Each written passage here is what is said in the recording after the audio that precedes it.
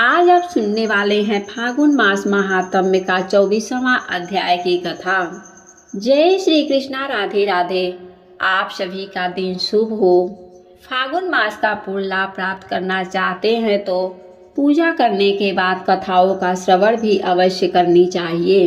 मार्कंडेय जी के दीर्घायु होने की कथा और श्री रामचंद्र जी का लक्ष्मण और सीता के साथ पुष्कर में जाकर पिता का श्राद्ध करना तथा अजगंध शिव की स्तुति करके लौटना। भीष्म जी ने पूछा, हे मुनि, मार्कंडेय जी के महाभगवान श्री रामचंद्र जी को किस प्रकार उपदेश दिया तथा किस समय और कैसे उनका समागम हुआ? मार्कंडेय जी किसके पुत्र हैं? वे कैसे महान तपस्वी हुए तथा उनके इस नाम का क्या रहस्य है?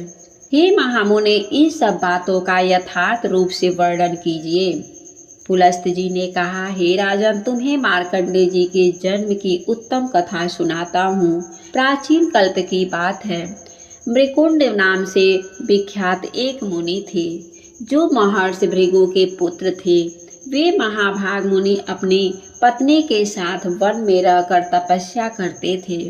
वन में रहते रहते उनके एक पुत्र हुआ। धीरे धीरे उसकी अवस्था 5 वर्ष की हुई। वह बालक होने पर भी गुणों में बहुत बढ़ा चढ़ा था। एक दिन जब वह बालक आंगन में घूम रहा था, किसी सिद्ध ज्ञानी ने उसकी ओर देखा और बहुत ही देर तक ठहर कर उसके जीवन के विषय में विचार किया। बालक के पिता ने पूछा, मेरे पुत्र की कितनी आयु है? सिद्ध बोला, मुनीश्वर, विधाता ने तुम्हारे पुत्र की जो आयु निश्चित की है उसमें अब केवल 6 महीने और शेष रह गए हैं। मैंने यह सच्ची बात बताई है, इसके लिए आपको शोक नहीं करना चाहिए। भीष्म, उस सिद्ध ज्ञानी की बात सुनकर बालक के पिता ने उसका उपनयन संस्कार कर दिया और कहा, बेटा, तुम किसी मुनि को देखो तो प्रणाम करो। पिता के ऐसा कहने पर वह बालक अत्यंत हर्ष में भरकर सबको प्रणाम करने लगा। धीरे धीरे 5 महीने 25 दिन और बीत गए। तदंतर निर्मल स्वभाव वाले सप्त ऋषिगण उस मार्ग से पधारे। बालक ने उन्हें देखकर उन सबको प्रणाम किया। सप्तर्षि ने उसे बालक को आयुष्मान भव सौम्य कहकर दीर्घायु होने का आशीर्वाद दिया। इतना कहने के बाद जब उन्होंने उसकी आयु पर विचार किया तब 5 ही दिन की आयु शेष जानकर उन्हें बड़ा भय हुआ। वे उस बालक को लेकर ब्रह्मा जी के पास गए और उसे उनके सामने रखकर उन्होंने ब्रह्मा जी को प्रणाम किया। बालक ने भी ब्रह्मा जी के चरणों में मस्तक झुकाया। तब ब्रह्मा जी ने ऋषियों के समीप हो उसे चिरायु होने का आशीर्वाद दिया। पितामह का वचन सुनकर ऋषियों को बड़ी प्रसन्नता हुई। तत्पश्चात ब्रह्मा जी ने उनसे पूछा, तुम लोग किस काम से यहाँ आए हो तथा यह बालक कौन है, बताओ। ऋषियों ने कहा, यह बालक मृकुंडों का पुत्र है। इसकी आयु क्षीण हो चुकी है। इसको सबको प्रणाम करने का स्वभाव हो गया है। एक दिन दैवात तीर्थ यात्रा के प्रसंग से हम लोग उधर जा निकले। यह पृथ्वी पर घूम रहा था। हमने इसकी ओर देखा और इसने हम सबको प्रणाम किया। उस समय हम लोगों के मुख से बालक के प्रति यह वाक्य निकल गया, चिरायु भव, पुत्र चिरंजीव हो। आपने भी ऐसा ही कहा है, अतः देव आपके साथ हम लोग झूठे क्यों बने? ब्रह्मा जी ने कहा, हे ऋषियों, यह बालक मार्कंडेय आयु में मेरे समान होगा। यह कल्प के आदि और अंत में भी श्रेष्ठ मुनियों से घिरा हुआ सदा जीवित रहेगा।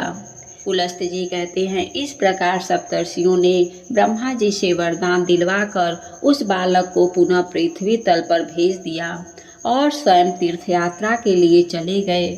उनके चले जाने पर मार्कंडेय अपने घर आए और पिता से इस प्रकार बोले, तात, मुझे ब्रह्मवादी मुनि लोग ब्रह्मलोक में ले गए थे।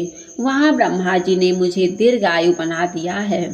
इसके बाद ऋषियों ने बहुत से वरदान देकर मुझे यहाँ भेज दिया। अतः आपके लिए जो चिंता का कारण था वह सब दूर हो गया है। मैं लोककर्ता ब्रह्मा जी की कृपा से कल्प के आदि और अंत में तथा आगे आने वाले कल्प में भी जीवित रहूंगा। इस पृथ्वी पर पुष्कर तीर्थ ब्रह्मलोक के समान है, अतः अब मैं वहीं जाऊंगा। मार्कंडेय जी के वचन सुनकर मुनि श्रेष्ठ मृकुंडू को बड़ा हर्ष हुआ। वे एक क्षण तक चुपचाप आनंद की श्वास लेते रहे। इसके बाद मन के द्वारा धैर्य धारण कर इस प्रकार बोले, बेटा, आज मेरा जन्म सफल हो गया तथा आज ही मेरा जीवन धन्य हुआ है, क्योंकि तुम्हें संपूर्ण जगत की सृष्टि करने वाले भगवान ब्रह्मा जी का दर्शन प्राप्त हुआ।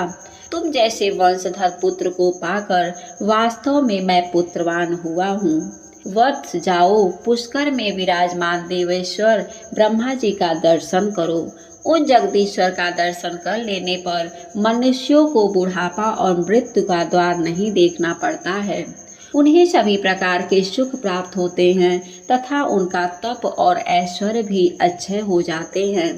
हे तात, जिस कार्य को मैं भी न कर सका, मेरे किसी कर्म से जिसकी सिद्धि न हो सकी, उसे तुमने बिना यत्न के ही सिद्ध कर लिया है। सबके प्राण लेने वाले मृत्यु को भी जीत लिया है, अतः दूसरा कोई मनुष्य इस पृथ्वी पर तुम्हारी समानता नहीं कर सकता। 5 वर्ष की अवस्था में ही तुमने मुझे पूर्ण संतुष्ट कर दिया है, अतः मेरे वरदान के प्रभाव से तुम चिरंजीवी महात्माओं के आदर्श माने जाओगे, इसमें तनिक भी संदेह नहीं है। मेरा तो ऐसा आशीर्वाद है तुम्हारे लिए, और सब लोग भी यही कहते हैं कि तुम अपनी इच्छा के अनुसार उत्तम लोक में जाओगे। पुलस्त जी कहते हैं, इस प्रकार ऋषियों और गुरुजनों का अनुग्रह प्राप्त करके मृकुंडू नंदन मार्कंडेय जी ने पुष्कर तीर्थ में जाकर एक आश्रम स्थापित किया, जो मार्कंडेय आश्रम के नाम से प्रसिद्ध है। वहाँ स्नान करके पवित्र हो मनुष्य वाजपेय यज्ञ का फल प्राप्त करता है। उसका अंतःकरण सब पापों से मुक्त हो जाता है तथा उसे दीर्घ आयु प्राप्त होती है। अब मैं दूसरे प्राचीन इतिहास का वर्णन करता हूँ। श्री रामचंद्र जी ने जिस प्रकार पुष्कर तीर्थ का निर्माण किया, वह प्रसंग आरंभ करता हूँ। पूर्व काल में श्री रामचंद्र जी जब सीता और लक्ष्मण के साथ चित्रकूट से चलकर महर्षि अन्नी के आश्रम पर पहुँचे, तब वहाँ उन्होंने मुनि श्रेष्ठ अन्नी से पूछा, हे महामुने, इस पृथ्वी पर कौन कौन से पुण्यमय तीर्थ अथवा कौन सा ऐसा क्षेत्र है जहाँ जाकर मनुष्य को अपने बंधुओं के वियोग का दुख नहीं उठाना पड़ता? भगवान, यदि ऐसा कोई स्थान हो तो वह मुझे बताइए। अन्नी बोले, हे रघुवंश का विस्तार करने वाले वत्स श्री राम, तुमने उत्तम प्रश्न किया है। मेरे पिता ब्रह्मा जी के द्वारा निर्मित एक उत्तम तीर्थ है जो पुष्कर नाम से विख्यात है। वहाँ 2 प्रसिद्ध पर्वत हैं, जिन्हें मर्यादा पर्वत और यज्ञ पर्वत कहते हैं। उन दोनों के बीच में 3 कुंड है, जिनके नाम क्रमशः ज्येष्ठ पुष्कर, मध्यम पुष्कर और कनिष्ठ पुष्कर है। यहाँ जाकर अपने पिता दशरथ को तुम पिंडदान से तृप्त करो। वह तीर्थों में श्रेष्ठ तीर्थ और क्षेत्रों में उत्तम क्षेत्र है। रघुनंदन, यहाँ अवयोग नाम की एक चौकोर बावली है तथा एक दूसरा जल से युक्त कुआं है, जिसे सौभाग्य क्रीप कहते हैं। वहाँ पर पिंड दान करने से पितरों की मुक्ति हो जाती है। वह तीर्थ प्रलय पर्यंत रहता है, ऐसा पितामह का कथन है।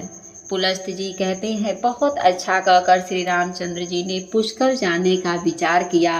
वे ऋक्षवान पर्वत विदिशा नगरी तथा चरमंडवती नदी को पार करके यज्ञ पर्वत के पास जा पहुँचे। फिर बड़े वेग से उस पर्वत को भी पार करके वे मध्यम पुष्कर में गए। वहाँ स्नान करके उन्होंने मध्यम पुष्कर के जल से समस्त देवताओं और पितरों का तर्पण किया। उसी समय मुनि श्रेष्ठ मार्कंडेय जी अपने शिष्यों के साथ वहाँ आए। श्री रामचंद्र जी ने जब उन्हें देखा तो सामने जाकर प्रणाम किया। बड़े आदर के साथ कहा, मुनि, मैं राजा दशरथ का पुत्र हूँ। मुझे लोग राम कहते हैं। मैं महर्षि अन्नी की आज्ञा से अवयोगा नाम की बावली का दर्शन करने के लिए यहाँ आया हूँ। विप्रवर, बताइए वह स्थान कहाँ है? मार्कंडेय जी ने कहा, हे रघुनंदन, इसके लिए मैं आपको साधुवाद देता हूँ। आपका कल्याण हो। आपने यह बड़े पुण्य का कार्य किया है कि तीर्थ यात्रा के प्रसंग यहाँ तक चले आए। यहाँ से अब आप आगे चलिए और अवयोगा नाम की बावली का दर्शन कीजिए। यहाँ सबका सभी आत्मीयजनों के साथ संयोग होता है। इह लोक या परलोक में स्थित जीवित या मृत सभी प्रकार के बंधुओं से भेंट होती है। मुनीश्वर मार्कंडेय जी के ये वचन सुनकर श्री रामचंद्र जी ने महाराज दशरथ, भरत, शत्रुघ्न, माताओं तथा अन्य पूर्वासी जनों का स्मरण किया। इस प्रकार सबका चिंतन करते करते उन्हें संध्या हो गई। तब श्री रघुनाथ जी ने मुनियों के साथ सायंकाल का संध्योपासन किया। तत्पश्चात रात्रि में भाई और पत्नी के साथ यहाँ शयन किया। जब रात्रि का अंतिम प्रहर व्यतीत होने लगा तब रघुनाथ जी ने स्वप्न देखे। पिताजी तथा संबंधियों के साथ अयोध्या में विराजमान हैं। अन्य वैवाहिक मंगल कार्य समाप्त करके वे बहुत से बंधु के साथ ऋषियों से घिरे बैठे हैं। साथ में पत्नी सीता भी मौजूद है। लक्ष्मण और सीता ने भी इसी रूप में श्री रघुनाथ जी को देखा। सवेरा होने पर उन्होंने मुनियों से सारी बातें निवेदन की, जिन्हें सुनकर ऋषियों ने कहा, रघुनंदन, यह स्वप्न सत्य है, परंतु पुरुष का जब स्वप्न में दर्शन हो तो उसके लिए श्राद्ध करना आवश्यक माना गया है। संतान के अभ्युदय की कामना रखने वाले तथा अन्न चाहने वाले पितर ही भक्त संतान को स्वप्न में दर्शन देते हैं। आपको पिता से तो वियोग था ही, माता और भरत के साथ भी 14 वर्षों तक वियोग रहेगा। हे वीर, अब आप राजा दशरथ का श्राद्ध कीजिए। ये सभी ऋषि महर्षि आपके एक हैं और आपके शुभ कार्य में सहयोग देने के लिए प्रस्तुत हैं। मैं मार्कंडेय, जन्मदग्नि, भरद्वाज, लोमस, देवरात और शमीक ये 6 श्रेष्ठ दिन श्राद्ध उपस्थित रहेंगे। हे महाबाहो, आप केवल सामान जुटाइए। श्राद्ध में प्रधान वस्तु तो है इंगुली, लिसोड़े की खली, बेर और आंवले, इनके साथ पके हुए बेल तथा भांति भांति के मूल होनी चाहिए।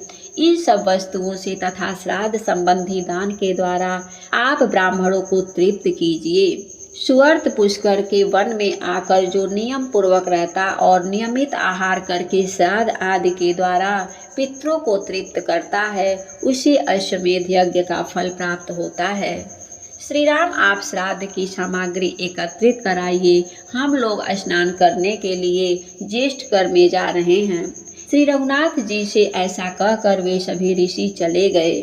तब श्री रामचंद्र जी ने लक्ष्मण से कहा, मिस नंदन, अच्छे अच्छे संतरे, कटहल, पार मीठे बेल, सालूक, कशेरू, पीली काबरा, अच्छे अच्छे कैरे, शक्कर जैसे सिंघाड़े, पके कैथ तथा और भी जो सामयिक फल हो, उन्हें श्राद्ध के लिए शीघ्र ही ले आओ। श्री रामचंद्र जी की आज्ञा पाकर लक्ष्मण ने सारा सामान एकत्रित कर दिया।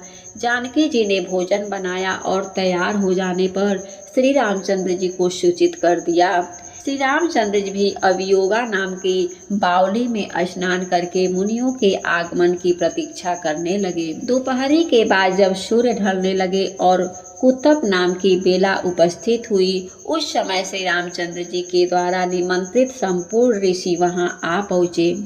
मुनियों को आया देख विदेह कुमारी सीता वहां से दूर हट गईं और झाड़ियों की आड़ में छिपकर बैठ गईं। श्री रामचंद्र जी ने स्मृतियों में बताई हुई विधि के अनुसार ब्राह्मणों को भोजन कराया तथा मनुष्यों के श्राद्ध के लिए जो वैदिक क्रिया बतलाई गई है वह सब संपन्न की। फिर वैश्य देव करके पुराणोक्त विधि का भी पालन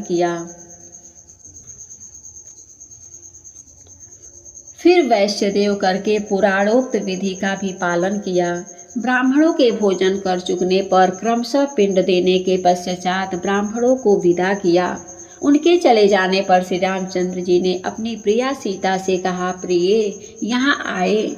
मुनियों को देखकर तुम छिप क्यों गई? इसका सारा कारण मुझे शीघ्र बताओ।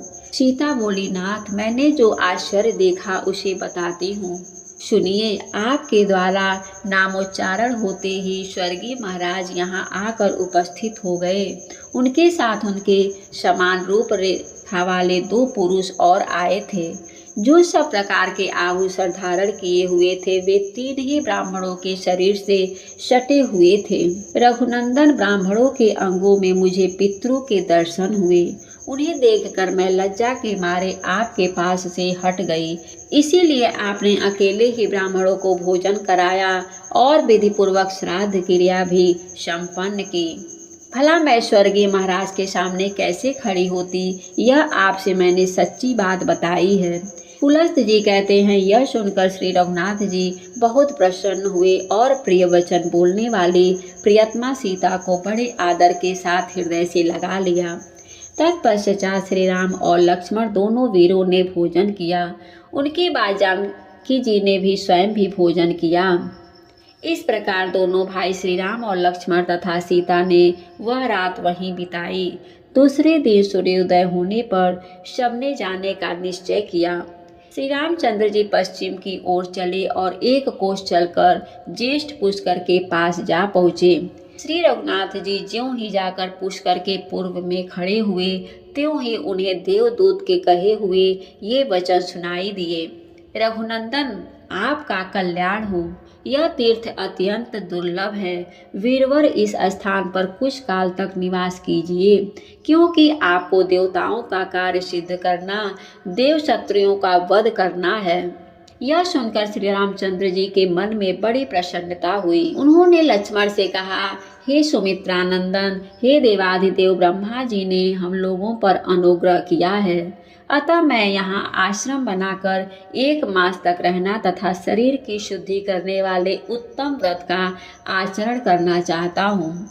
लक्ष्मण ने कहा, बहुत अच्छा कहकर उनकी बात का अनुमोदन किया। तत्पश्चात वहाँ अपना व्रत पूर्ण करके वे दोनों भाई चले और पुष्कर क्षेत्र की सीमा मर्यादा पर्वत के पास जा पहुँचे। वहाँ देवताओं के स्वामी पिनाकधारी देवाधिदेव महादेव जी का स्थान था। वे वहाँ अवगंध के नाम से प्रसिद्ध थे। श्री रामचंद्र जी ने वहाँ जाकर त्रिनेत्रधारी भगवान उमानाथ को साष्टांग प्रणाम किया।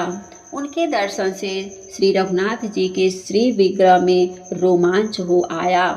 वे सात्विक भाव में स्थित हो गए। उन्होंने देवेश्वर भगवान श्री शिव को ही जगत का कारण समझा और विनम्र भाव से स्थित हो उनकी स्तुति करने लगे। आज का अध्याय समाप्त हुआ। उम्मीद है कि आज की कथा आप सभी को पसंद आई होगी। अगर वीडियो अच्छी लगी हो तो वीडियो को लाइक करके, अगर अभी तक आपने हमारे चैनल को सब्सक्राइब नहीं किया है तो ज़रूर सब्सक्राइब करें। हमारे वीडियो को देखने के लिए आप सभी को बहुत बहुत धन्यवाद। जय श्री कृष्णा। राधे राधे।